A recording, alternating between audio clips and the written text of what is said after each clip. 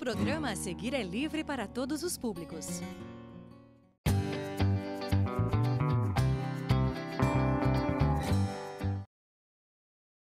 Olá, eu sou a professora Cris Mininel e eu estou aqui hoje para apresentar para você o ábaco, como construir o ábaco, quais são as suas funcionalidades e aprendermos a representar diferentes números.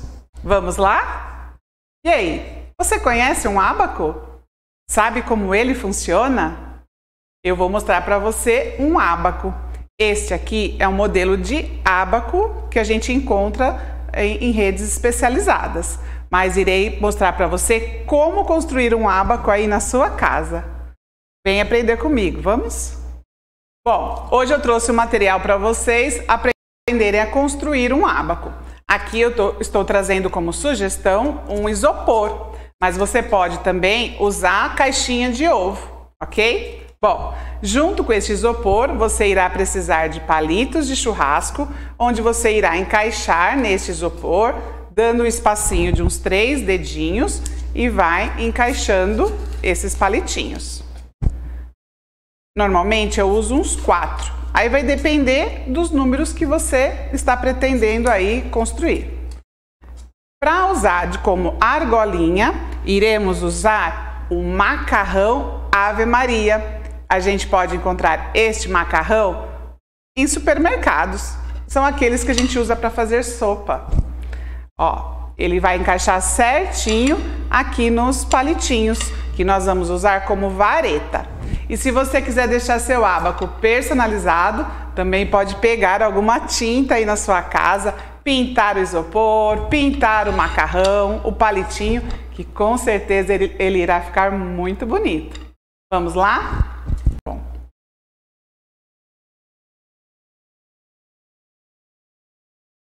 O que é um ábaco e para que ele serve?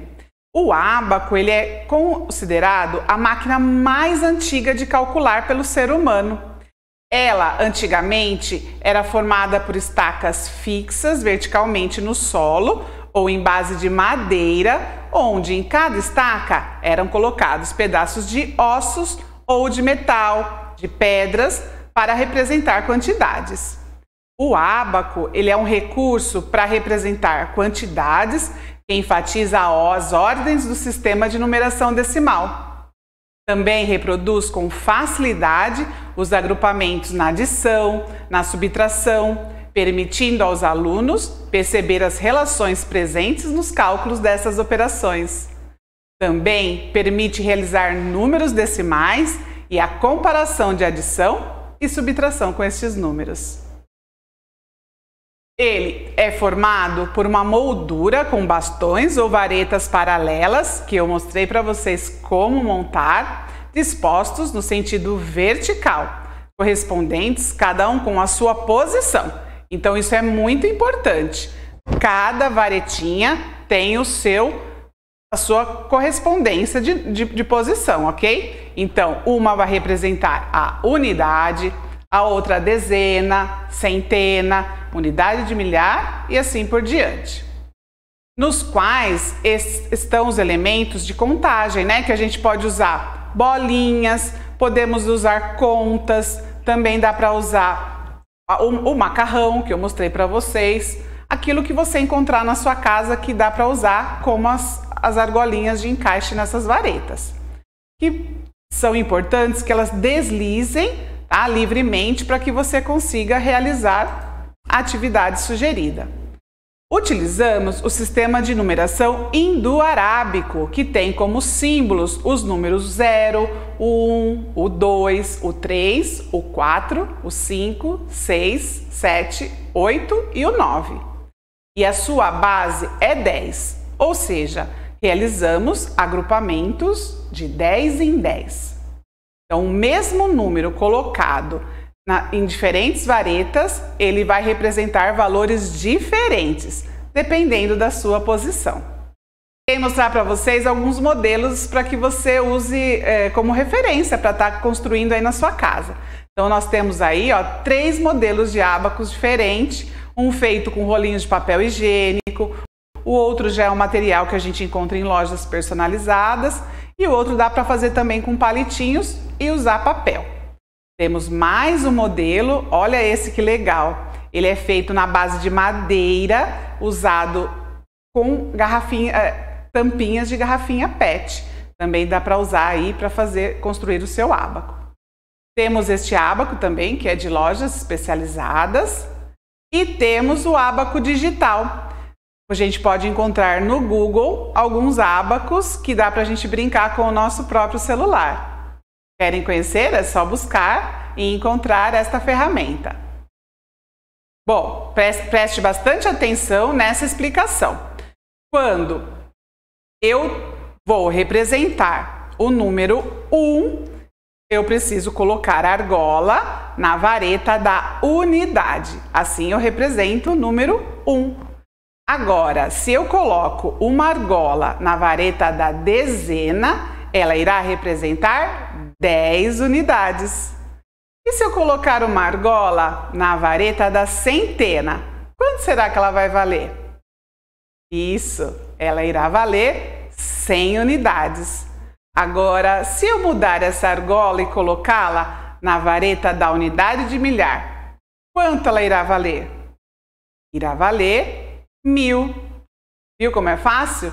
Então, usando a mesma argolinha, mudando ela de posição de vareta, ela é outro número. Então, é sempre muito importante prestar atenção nessas ordens.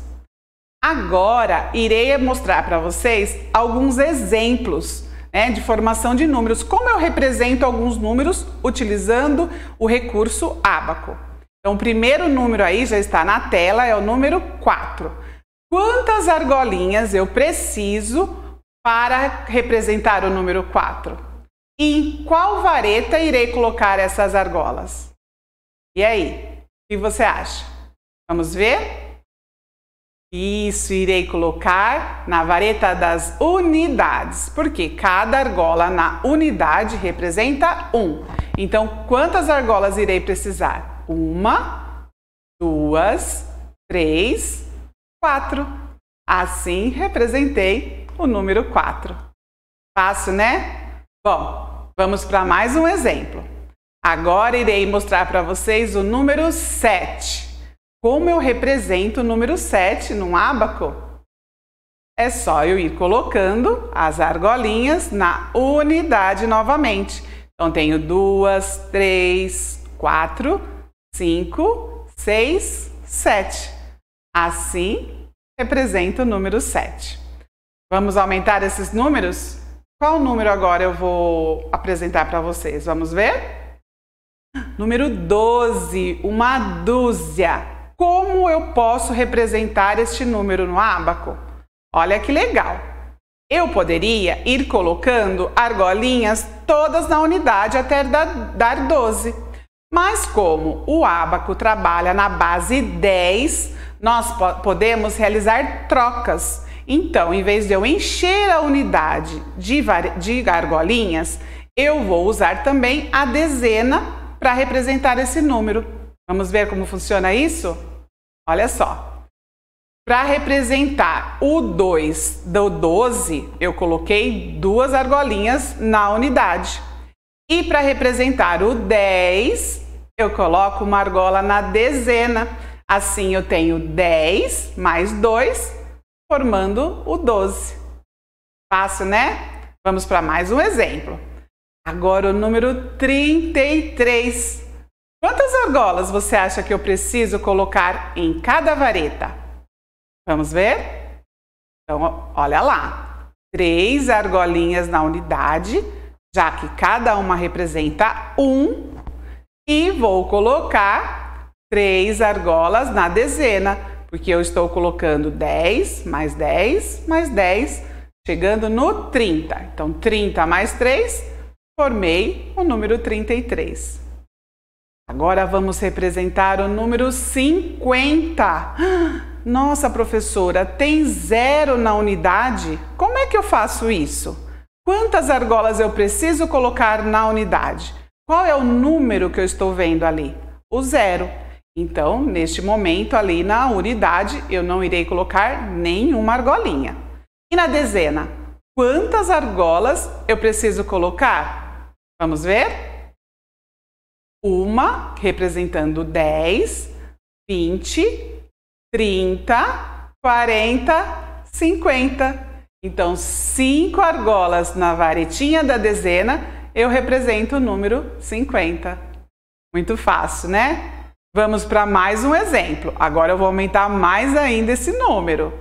Agora o número 102. Terei que usar quantas varetas para representar este número? O 100. Onde é que eu preciso colocar uma argolinha para representar o número 100? Vamos ver? Bom, primeiro eu coloco 2 argolinhas na unidade, representando 2. Na dezena, 0, então a minha varetinha da dezena vai ficar sem nenhuma argolinha. E na centena eu coloco uma. Por que na centena só uma? Porque cada argola colocada na varetinha da centena, ela representa 100. Então, 100 mais 2, formei o número 102. Agora, irei mostrar para vocês o número 173. Agora que você já viu vários exemplos, conheceu o ábaco, entendeu um pouquinho da sua funcionalidade, diz aí para mim, quantas argolas eu preciso para representar este número? Vamos ver? Irei colocar 3 argolas na unidade, 7 argolas na dezena, representando 70, e uma argola na centena, representando 100. E assim, 100 mais 70 mais 3, formei o número 173. Agora, irei apresentar para vocês algumas atividades, algumas dúvidas que eu estou tendo. Será que você pode me ajudar? Então vamos lá. Em uma atividade, montei o ábaco a seguir, mas eu não estou conseguindo identificar o número que ele representa. E aí, você pode me ajudar? Vou mostrar para você como é que este ábaco ficou organizado. Coloquei 2 argolas na dezena e 3 na unidade. Que número eu estou representando? Com tudo que você viu até agora, aprendeu, me diz, qual é este número? Vamos ver? Olha, se cada argola na unidade representa 1, eu tenho 3 unidades. Cada argola na dezena representa 10 unidades, então assim eu tenho 20. 20 mais 3, eu formei o número 23. E aí, você acertou aí na sua casa? Eu tenho certeza que sim. Vamos para mais um desafio? Olha só, a professora pediu para eu representar o número 55 no ábaco. Quantas argolas eu preciso colocar em cada vareta? E aí, você que está em casa, pode me ajudar? Quantas argolas eu preciso colocar em cada vareta?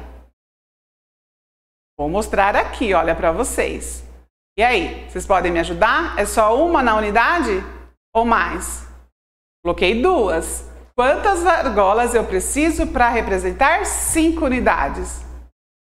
Isso, preciso de mais 3. Assim, eu representei a quantidade 5. Agora falta 50. Vamos ver?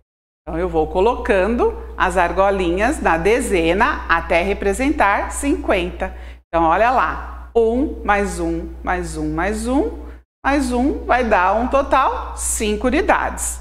Já na dezena, 10 mais 10 mais 10 mais 10 mais 10 vai dar um total 50. 50 mais 5, qual é o número que eu estou representando? O 55. Muito bem! Viu como é fácil e divertido usar este material? Vamos para mais um desafio. Olha só, agora esse é para você tentar resolver aí em casa, usando o seu material, que com certeza, eu tenho certeza que você irá montar aí. Vai usar alguma coisa que tenha na sua casa, que você consiga construir um ábaco bem legal. O desafio é o seguinte: com os números 4, o 1 e o 6, quais números consigo formar usando o ábaco? Você poderia me ajudar? Eu trouxe para vocês 2 exemplos. E aí você na sua casa vai usar desenho ou seu próprio material para realizar esse desafio, ok? Bom, eu vou ajudar um pouquinho. Se você falar, nossa, mas eu não sei formar números com 3 números, você vai poder usar 2, tá? Ou 2 ou 3. Mas o legal é que você consiga usar esses 3 números para representar diferentes números. Vamos ver alguns exemplos, tá? Olha, no primeiro ábaco, eu vou mostrar para vocês as argolinhas disponibilizadas. Ó, coloquei 4 na unidade, estou colocando 6 na dezena e 1 na centena. Então, qual número eu irei formar usando o ábaco desta forma? Usando os números o 4, o 6 e o 1. Então, olha só, aí eu vou representar o número 164. Então, este é um dos números que eu posso fazer utilizando esses 3 números. Mais um exemplo. Coloquei uma argolinha, em vez de eu colocar na centena, eu coloquei na unidade. Já na dezena, eu irei colocar as 6 argolinhas, igual eu coloquei no outro ábaco. E na centena, eu irei colocar 4 argolinhas. Então, eu só inverti o 1 e o 4. Coloquei o 4 na centena e mudei uma argolinha da centena para a unidade. E vejam que o número mudou. Agora eu formei outro número. Que número eu representei neste ábaco? 461. Bom, agora eu vou deixar para você continuar esse desafio. Será que você vai conseguir realizar? Bom, espero que sim. Depois, leve para sua professora. Tire uma foto, mande para ela ver o quanto você está ficando craque usando este recurso. Beijos, até a próxima aula. Tchau, tchau! Olá, crianças, tudo bem com vocês? Eu sou a professora Larissa. Hoje eu vim dar uma aula para o 4º ano, conteúdo de língua portuguesa, e a matéria é Conto de Fadas. Vamos lá? Você sabe o que são contos de fadas? Contos de fadas são histórias que desde a antiguidade as pessoas transmitem de geração em geração. Muito tempo se passou desde a sua origem, mas estes textos foram lidos e relidos em todas as épocas e são até hoje. As principais características dos contos de fadas são, prestem muita atenção, presença de elementos mágicos e fantasiosos. Então, todos os contos de fadas vão ter esses elementos. Fadas, feiticeiras, animais com características humanas, objetos que voam. Esses seres mágicos são importantes na história, pois sempre ajudam o herói a alcançar seu objetivo. Os contos de fada também têm um tempo indefinido. As histórias geralmente começam com "era uma vez". Também existe a presença do narrador. Normalmente, o conto de fadas ele é narrado em terceira pessoa. Isto é, quem conta a história não participa dela.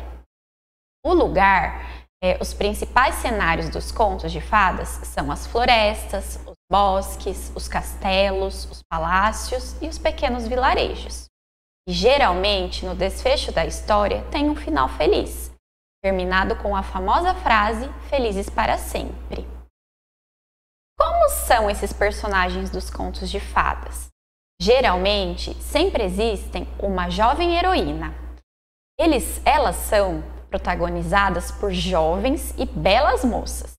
O objetivo é que as leitoras se identifiquem com elas, para melhor assimilarem a moral da história. Estas precoces heroínas assumem diversas formas. Podem ser crianças ou adolescentes, mais ou menos destemidas, simples mendigas ou magníficas princesas. O que quase sempre têm em comum é que têm de ultrapassar sozinhas e por vontade própria os vários problemas com que se deparam.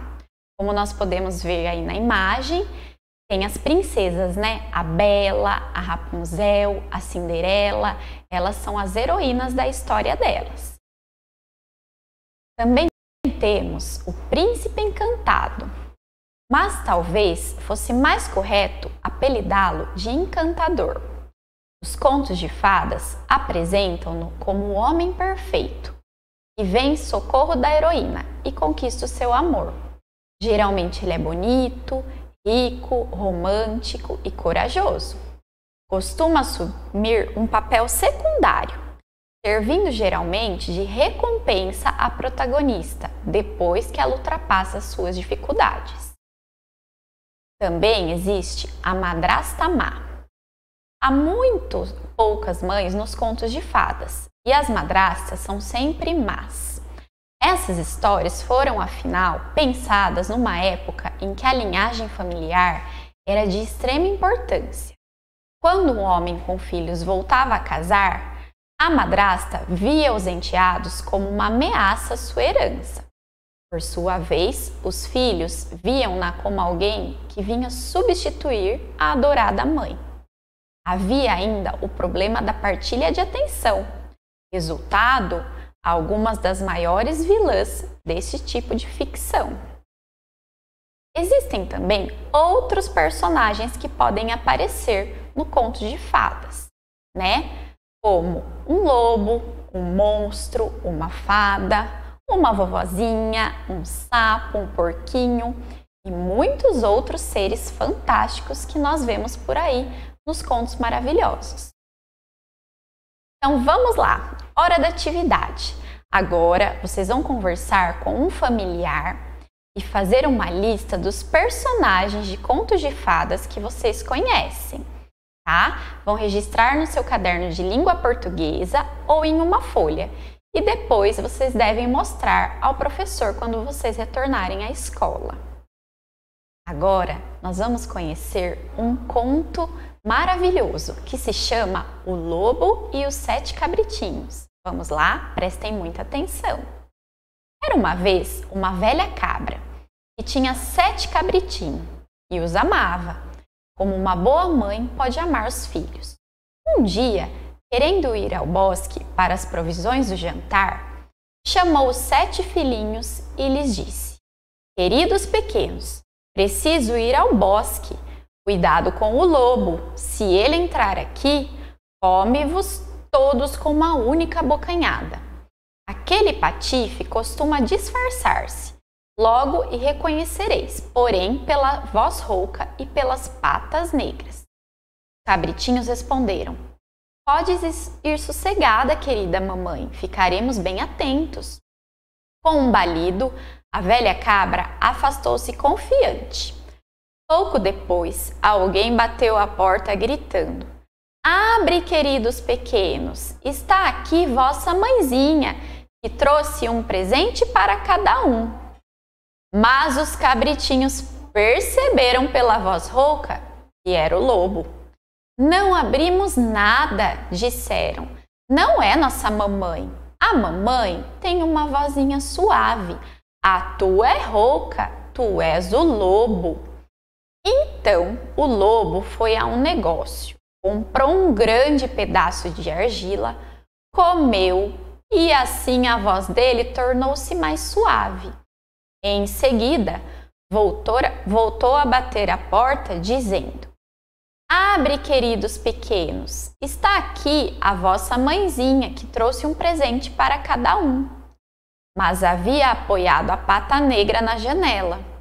Os pequenos viram-na e gritaram: "Não abrimos, nossa mamãe não tem as patas negras como tu. Tu és o lobo." O lobo correu então até o padeiro e lhe disse: "Machuquei o pé, Queres esparramar-lhe em cima um pouco de massa?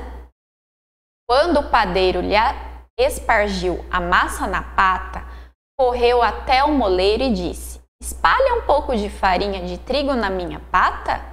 O moleiro pensou: este lobo está tentando enganar alguém, e recusou-se a atendê-lo. O lobo, porém, ameaçou: se não o fizeres, devoro-te. Não tardou muito e a velha cabra regressou do bosque. Ah, o que se lhe deparou! A porta da casa escancarada, mesa, cadeiras, bancos, tudo de pernas para o ar. A pia em pedaços, as cobertas, os travesseiros arrancados da cama. Procurou logo os filhinhos, não conseguindo encontrá-los em parte alguma. Chamou-os pelo nome, um após o outro, mas ninguém respondeu. Ao chamar por fim o menor de todos, uma vozinha sumida gritou: querida mamãezinha, estou aqui, dentro da caixa do relógio. Ela tirou-o de lá e o pequeno contou-lhe que viera o lobo e devorara todos os outros. Imaginem o quanto a cabra chorou pelos seus pequeninos. Saiu de casa desesperada, sem saber o que fazer. O cabritinho menor saiu-lhe atrás. Chegando ao prado, viram o lobo espichado debaixo da árvore, roncando de tal maneira que fazia estremecer os galhos. Observou atentamente, de um e de outro lado, e notou que algo se mexia dentro de seu ventre enorme. Ai, Deus meu, suspirou ela, estarão ainda vivos os meus pobres pequenos que o lobo devorou? Mandou o cabritinho menor que fosse correndo em casa apanhar a tesoura, linha e agulha também. De posse delas, abriu a barriga do monstro. Ao primeiro corte, um cabritinho pôs a cabeça de fora e, conforme ia cortando mais, um por um foram saltando para fora.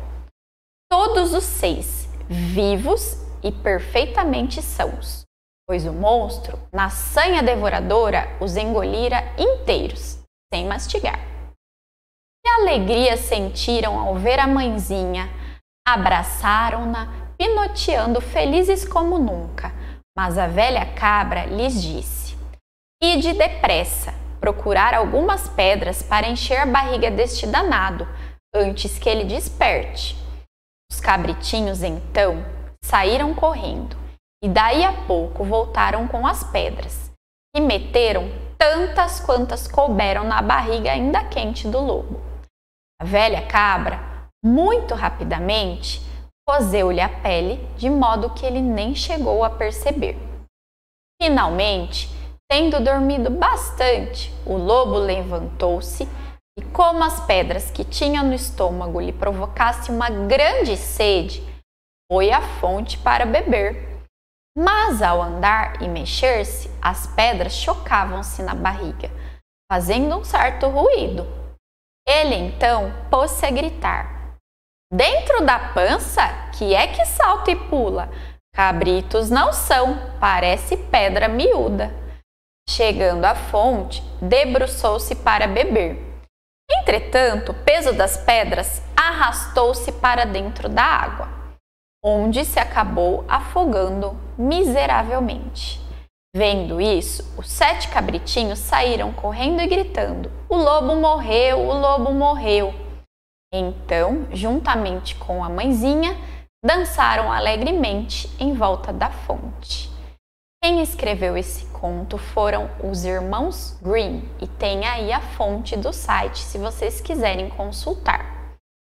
Olha lá as perguntas. O que você achou dessa história? Vocês devem responder no caderno e depois mostrar para a professora de vocês. E quais são os personagens que aparecem na história?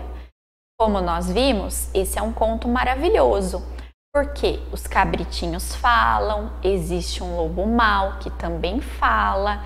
Essas são as características que nós podemos identificar nesse conto. Então vamos lá para concluir o que aprendemos na aula de hoje. Aprendemos sobre o que são contos de fadas. Aprendemos sobre os personagens que aparecem nos contos de fadas.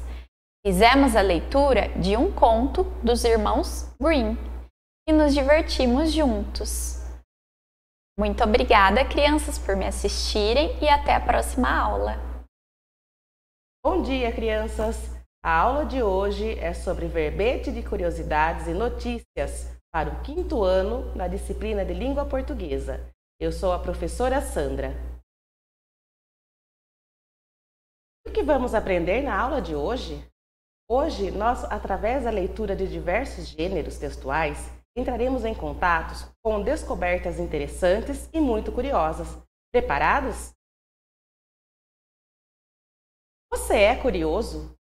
Somos curiosos por natureza. Sempre queremos saber algo sobre alguém ou alguma coisa. Às vezes, até já sabemos algumas coisas sobre o que nos interessa. Mas para saber mais, geralmente pesquisamos, lemos, nos informamos, anotamos e nos sentimos muito orgulhosos em poder repassar para os outros o que descobrimos, não é mesmo? Imagine que você encontrou um bilhete rasgado com o seu nome, escrito assim: Eu preciso te contar uma coisa. Você sabia que... O que você pensaria? O que a pessoa poderia estar dizendo nesse bilhete? Quem poderia ter escrito ele para você? O que a pessoa queria lhe contar? Com certeza a sua cabeça ia ficar cheia de curiosidade e douquinho para descobrir o que se tratava esse bilhete, não é mesmo? Mas antes de nos aprofundarmos no mundo das curiosidades, vamos relembrar o que aprendemos na sequência didática da aula passada? Falamos sobre verbetes, vocês se lembram? Pois é, os verbetes é tudo que dá significado às palavras e elas podem ser encontradas em dicionários, nas enciclopédias e hoje, atualmente, a gente também encontra esses verbetes na internet, nos sites, por exemplo, o site do Wikipédia, no próprio Google. Então você digita lá a palavra que você quer saber o significado, o termo, e aí ele já traz a explicação para você. Ok? Então isso foi o que a gente aprendeu na aula anterior. Mas hoje nós vamos aprender um outro tipo de verbete. É o verbete de curiosidades do tipo você sabia que? Eu acredito que vocês já tenham ouvido falar em anos anteriores, lá no 3º ano, no 4º ano, sobre o gênero textual você sabia que? Vocês se recordam? Pois então vamos lá. Vamos falar sobre curiosidades. Você já visitou uma exposição de artes? Vejam só, a cena abaixo retrata um quadro, da artista plástica Sandra Guilhem. Ela está disponível na exposição online no site da artista. Bom? Ela apresenta alguns de seus projetos e entre eles esse que se chama Cena Infantil. Ela está retratando a cantiga de roda Ciranda, Cirandinha. Tá? Esse quadro ele mede 14 por 18 por 18 centímetros. E a artista ela fez esse quadro em 2005, no ano de 2005. E ela também em seu site registrou algumas curiosidades sobre a pintura dela. É quase impossível localizar o surgimento dos brinquedos cantados, que existem em quase todas as culturas, por meio do cancioneiro folclórico infantil. No Brasil, esses brinquedos e brincadeiras sofrem influências da cultura europeia, africana e indígena, e passaram por várias transformações ao longo dos séculos. A cirandinha é também denominada roda.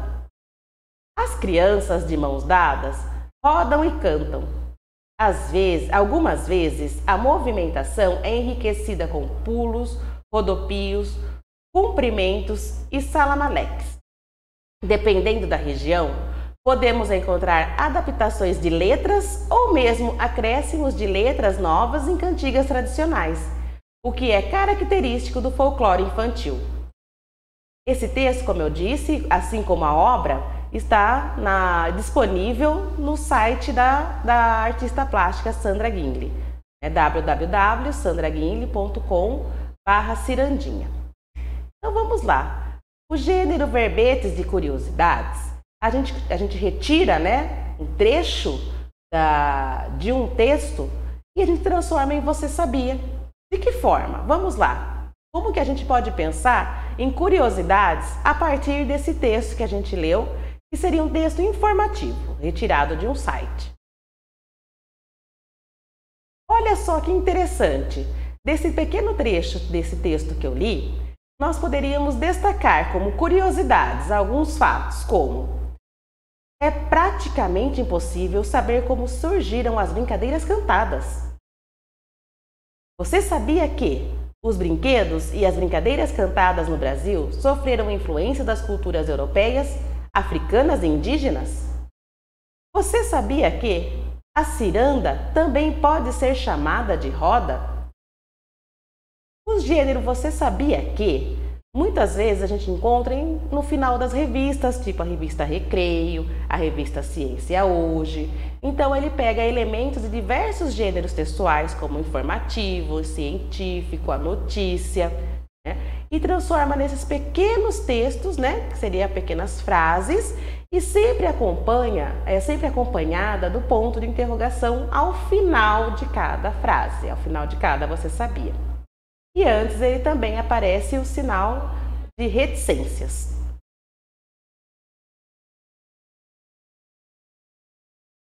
Vamos ver aqui um outro exemplo de como se organizar os textos Você Sabia que. A professora do 4º ano estava lendo uma reportagem na seção de conteúdo para um mundo melhor de um jornal digital e resolveu tomar nota de algumas informações para conversar com seus estudantes posteriormente. Ela organizou os pontos mais curiosos e escreveu em forma de verbetes de curiosidades. Vamos ver como ficou? Você sabia que alguns plásticos demoram até 500 anos para se decompor? Por isso, todos os brinquedos fabricados com plásticos no mundo ainda estão entre nós. Você sabia que nós comemos plásticos? Muitas pessoas consomem o equivalente a um cartão de crédito por semana em microplásticos que estão presentes na água e na comida. Quase todos os brinquedos são do mesmo material? Isso mesmo, 90% dos brinquedos fabricados são de plástico. O plástico pode causar mal à saúde? A exposição excessiva aos produtos químicos usados para amolecer o plástico na produção de brinquedos pode causar problemas de saúde. Nem todas as crianças têm brinquedos. Cerca de 20 milhões de crianças brasileiras não têm acesso a brinquedos. Não apenas os brinquedos são produzidos com plásticos, sua embalagem também. Uma boneca famosa tem de 7 a 8 camadas de plástico em sua embalagem. Então vejam que, a partir de um texto, de um texto maior, de fonte científica, a professora tirou diversas partes curiosas e transformou nesse Você Sabia que, tá? Ela acrescentou ali um complemento, tipo dando uma resposta, mas aí foi o registro da professora para explicar para os alunos. No entanto, o Você Sabia que, ele sempre finaliza no ponto de interrogação, porque essas frases elas já têm a resposta em si, então já está afirmando. Você sabia que alguns plásticos demoram até 500 anos para se decompor? Ao mesmo tempo que ele está em forma de pergunta, ela também está afirmando que é aquilo que acontece com a decomposição, com o tempo de decomposição do plástico. Pois é, então o que podemos aprender na aula de hoje? Que no verbete de curiosidade, você sabia que? A pergunta começa normalmente com essa frase, você sabia que? Envolvendo e atraindo o leitor para o desafio de dizer se sabe ou não sobre aquele assunto. Sempre termina com um ponto de interrogação. Os textos são curtos e pontuais, possuem uma linguagem formal e direta, assim como os demais verbetes. Quanto à temática dos verbetes, elas podem ser variadas, se estiverem em uma publicação como enciclopédia digital ou uma revista para crianças. Elas trazem temas curiosos e instigantes, que provocam a curiosidade e o interesse do leitor. Podem circular em que lugares, em que espaços, em que materiais a gente pode encontrar esse tipo de gênero textual. Você pode encontrar em revistas, em jornais, em murais escolares, em embalagens de produtos e outros suportes. Por hoje é só, pessoal. Obrigada!